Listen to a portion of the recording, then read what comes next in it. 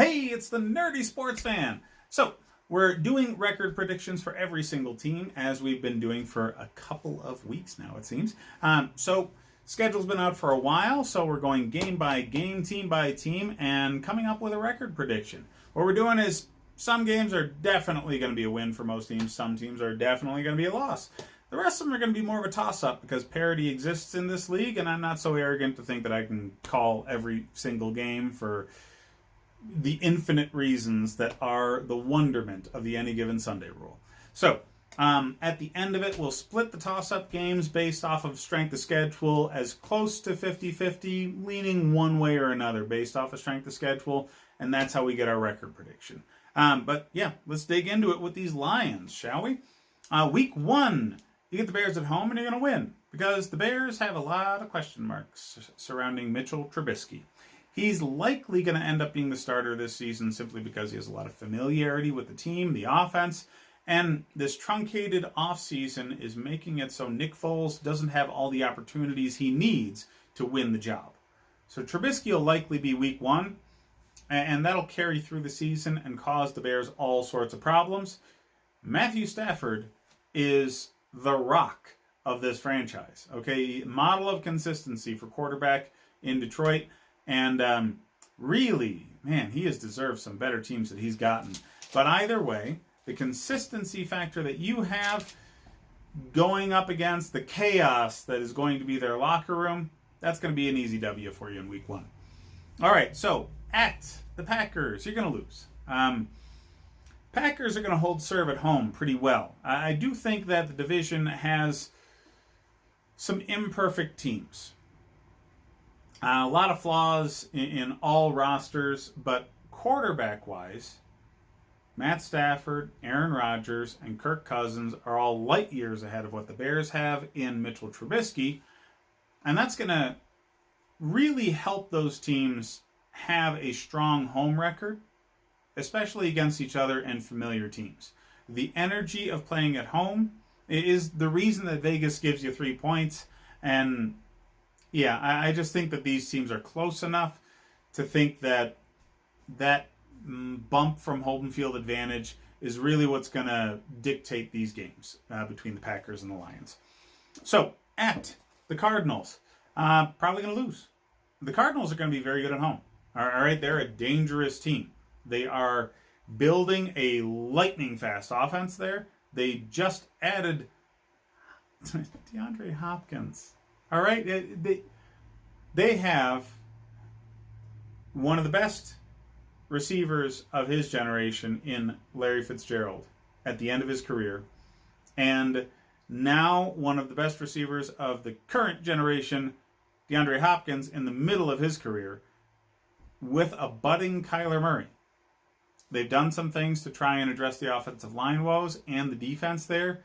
It's still a work in progress. They're not dynamite, but they're dangerous enough that they're kind of even, really, with the Lions in talent and expectations. So in those situations, I'm giving it to the home team. All right, so Saints. I get it. You're getting them at home. Doesn't matter. They're not like the Cardinals. This is a damn team of destiny. Okay, they're going to thump you at home. Buccaneers. I'm sorry, no, I just wrote bye, boo. Yeah. So, week 5, bye week? Are you kidding me? Week 5. God, that is crap. That's, ugh. So, later bye weeks are always good for teams that are going to be in playoff contention. Maybe this should be a sign, Lions fans. Sorry. All right, so, week 6, at the Jaguars. That's definitely a win. Okay, you're coming off of a bye week, and you're playing frickin' Jacksonville. All right, Jacksonville is going to be a fucking train wreck. Okay, Jacksonville is likely, in my mind, to be a top 5 draft pick this year. Only a handful of teams that I think are in contention for being as bad as them this year. Washington's going to be worse than them for certain. Miami might be on par, maybe. And I think the Falcons are going to be like inordinately bad this year. Just got a feeling with it. Either way, weird. Right after the Jaguars, you get the Falcons. Now, I know I just said the Falcons are going to be inordinately bad. But I'm putting this in the toss-up category for one reason and one reason only. It's extremely hard in the NFL to string together road wins. Okay? You're thumping the Jaguars because you're getting them right after a bye. I think that kind of leads to letdown games in locker rooms that don't necessarily have the greatest coaching. I don't have a lot of faith in Matt Patricia. I don't. I don't see his vision. I think he's a middling coach at the absolute best. And I think the talents of Matthew Stafford is really what's been carrying him, like so many other coaches that Matthew Stafford's had. So I don't think he's the kind of guy who can dictate multiple road wins in a row, regardless of competition. All right, so Colts, you're getting them at home, you're going to win. All right, the Colts bet big on Phillip Rivers, and that's a bad bet. That is a bad bet.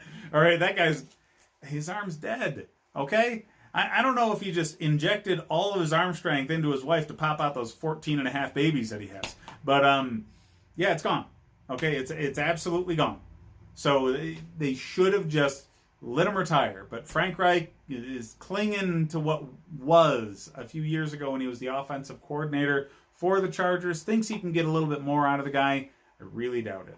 Okay? You watch anything from Phillip Rivers, even when he had a clean pocket, which was rare, he was trash last year. All right, so at the Vikings, you're going to lose. The Vikings are very good right now. They're probably going to win the division, and I don't necessarily see you going on the road to their stadium and hanging a W on Kirk Cousins. I really don't. Washington, week 10, you're definitely going to win because you're getting them at home, and they're trash. Absolute trash. Okay? What I said about the Bears not really knowing who their quarterback is, the situation's way the fuck worse in Washington. Just way worse. Okay? Their options are the worst rated quarterback all year last season in Dwayne Haskins, or a guy who almost died due to a staph infection caused by one of the most brutal leg injuries I've ever seen in my damn life, and Alex Smith. Maybe coming back to play. Who knows? Maybe Ron Rivera sees the light and desperately calls Cam Newton, which should have happened months ago. But until that day, your options are Smith or Haskins, and it doesn't matter which one it is. You're going to just lay the wood on those guys. Okay? All right. At the Panthers, week 11, you're going to win. The Panthers have a new head coach, new quarterback, new number one wide receiver, and half of their defense is going to be starting players from this very draft. That's a lot of problems. Okay? They are going to be a ridiculous mess for that coach to put together. And again, truncated offseason. Okay? The offseason we're having right now, because of what's going on in the world, is going to make it so they can't put all those pieces together well. So they're going to be woefully inconsistent, leaning towards bad, which is going to make it pretty easy for Stafford to go just knife them up. All right. Texans, you're getting them at home. Bit of a toss-up game. I do think the Texans are weaker than last year, for certain. But last year, I would have said they'd thump you. And this year, they pretty much have Deshaun Watson, a half-broken J.J. Watt, and a bunch of homeless people suiting up. Because, they're just trading away all their talent and all their first-round draft picks for people that aren't necessarily worth what they're trading away.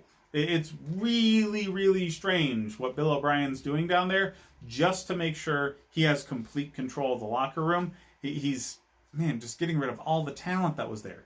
And eventually he's going to realize that, much like Tom Brady couldn't in New England, Deshaun Watson can't do literally fucking everything himself. Okay? You can't just ride one dude straight into the playoffs every damn year.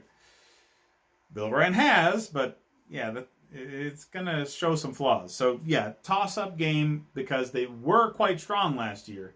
They're just not as strong as they were. All right, at the Bears. I'm seeing this as a loss. Now, I understand. I did say that the Bears were going to be kind of a shit show with quarterback room. But by now, I think Foles is starting.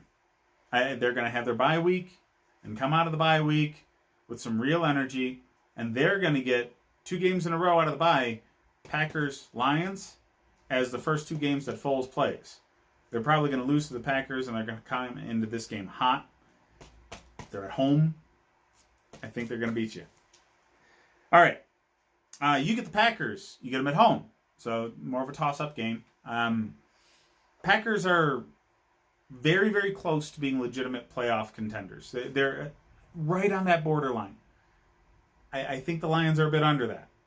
So I think they're going to have a stronger showing at home than they would on the road against the Packers, for certain.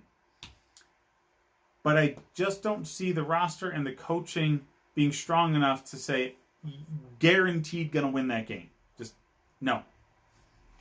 All right, at the Titans, you're going to lose. The Titans are a very strong team. And at this point in the season, they're going to be fighting for their playoff lives.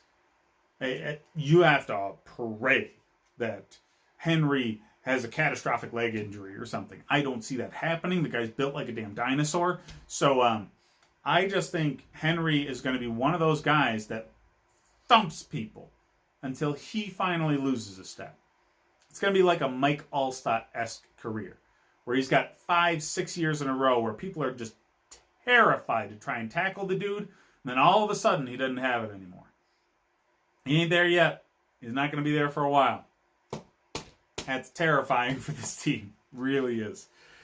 All right, Buccaneers. You're going to be at home. So I'm putting this in the toss-up category. If you got them early in the season, I would say that absolutely throttle you. But late in the season, you're going to start to see Brady winding down. All right? He's not freaking Superman. Okay? He's well into his 40s, and this is NFL football. Okay? He's going to have more than enough nicks and cuts and bumps and bruises to really slow him down, and that's going to be enough to bring you into contention, especially since you're getting him at home. All right, so you're finishing the season week 17 against the Vikings. I'm putting this in the toss-up category simply because I'm not really sure the Vikings are going to be starting everybody. They will have a playoff spot locked up. They're not going to be in contention for the tippity top spots, so I think their position will be kind of firmly cemented, and it's not going to necessarily matter if they win or lose in this game. So you're going to be playing their backups, maybe. So, again, toss-up game. All right. If you're paying attention, that means the games I think are an absolute lock. You're 5-6.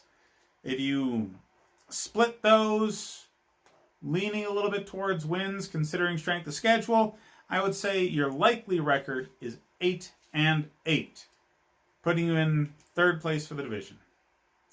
And hopefully the ownership realizes Matt Patricia doesn't deserve the job, and you give it to a guy like Caldwell again, who can actually get Matt Stafford into the playoffs.